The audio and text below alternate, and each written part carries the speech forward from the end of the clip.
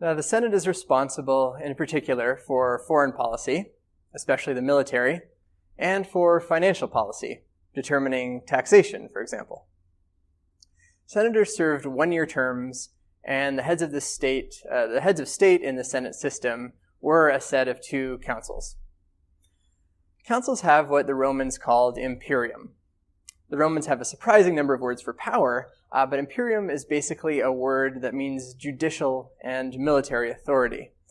It's the word from which we eventually get emperor and empire. So the councils served together, and they were able to veto each other, which was intended to prevent one man from ruling the show.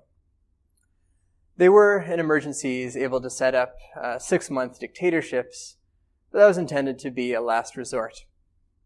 And the councils, incidentally, become the other main way that Romans tell time in their history.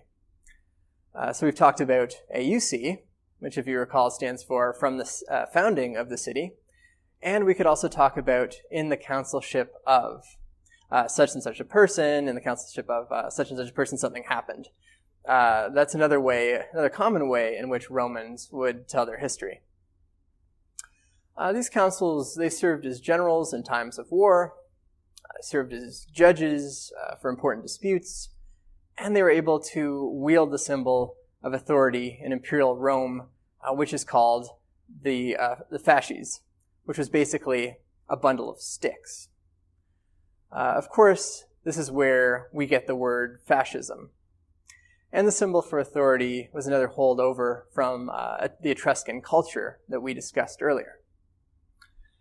In addition to the councils, another important position in the Roman Republic was that of the censor, who was responsible for public morals and for administering the census.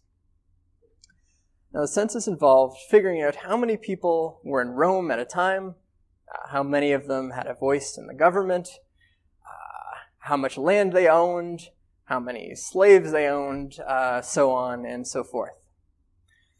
And of course, they were best known for their function from which we get the word censorship. So they're responsible for upholding Roman morality, and they can actually give a family a black mark if they fail to uphold Roman morality. And this black mark prevents them from participating in the Roman Republic politically. So it's actually a huge source of shame, and it also removes the advantages that families come to depend on. So this was something to be avoided, of course, at all costs. Now, the sorts of things that can earn you a black mark would be, for example, luxury. The Romans prided themselves on being very Spartan, which sounds kind of ironic. Basically, they were regimented. They were not going to be the ones to have large meals and to have large, and fancy meals. They want to be efficient. Acting and prostitution, which apparently they didn't see much of a difference between, those were both things that could also earn you black marks.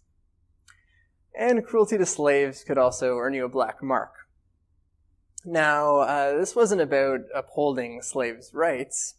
That's something that Romans weren't really concerned with at all. But what they were really concerned with was efficiency.